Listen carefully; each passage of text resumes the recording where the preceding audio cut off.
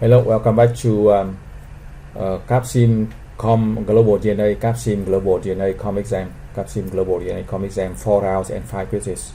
This video gives the details guaranteed for round 1 and marketing decision. You can check the previous video for the IND, and for the marketing it is the same, but remember we have only 4 rounds, so we need to start faster.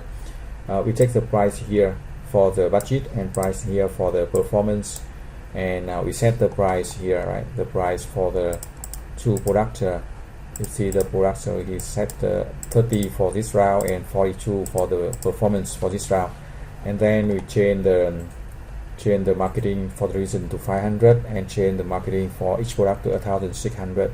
And one of the most important thing in the marketing decision is to calculate the sales forecast here. So we have the number we sold from last round, number we sold from last round, number we sold from last round, and also we have the growth of each market. For example, America, the growth is 5% and 10%. For Europe, the growth is 15.25%, and for Asia Pacific, the growth is 20% and 30%. So roughly 10, 20, and 30% roughly for each market. So we calculate the sales forecast here for the products,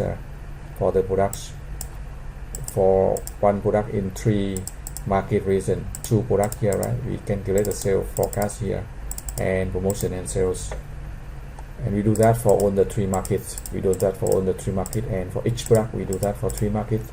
Second product we do that for 3 markets. So I show you again. So we have the marketing decision. We check the price range here for each product.